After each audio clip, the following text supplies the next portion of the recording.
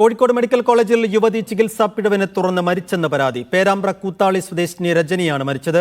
ശരീരമരവിപ്പും വേദനയുമായി ചികിത്സ തേടിയെത്തിയ യുവതിക്ക് ആദ്യം മാനസിക രോഗത്തിനുള്ള ചികിത്സ നൽകിയെന്ന് ബന്ധുക്കൾ ആരോപിക്കുന്നു.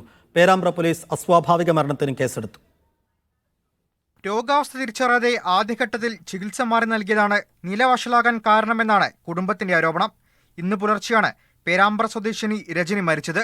അതീവ ഗുരുതരമായ ഗില്ലൻ ബാരി സിൻഡ്രോം രോഗം കണ്ടുപിടിക്കാനോ ചികിത്സ നൽകാനോ ആശുപത്രിക്ക് കഴിഞ്ഞില്ലെന്ന് ബന്ധുക്കൾ ആരോപിക്കുന്നു. ന്യൂറോ വിഭാഗത്തിലേക്കൊന്ന് റെഫർ ചെയ്യോ ന്യൂറോ കൺസൾട്ടേഷനോ ഈ രോഗിക്ക് കിട്ടിയിട്ടില്ല. ശരീരമാകെ അവശയായ നിലയിലും ഒരു ഡ്രിപ്പ് പോലും രോഗിക്ക് കിട്ടിയിട്ടില്ല. അത്യാസന്ന നിലയിൽ അവശയായതിനു ശേഷമാണ് ന്യൂറോ കൺസൾട്ടേഷൻ ഇവർ പറയുന്നത്.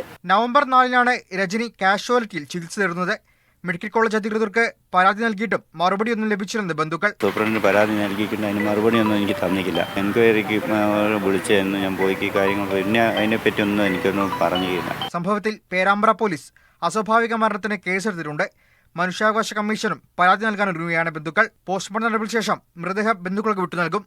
മീഡിയ 1 കോഴിക്കോട്.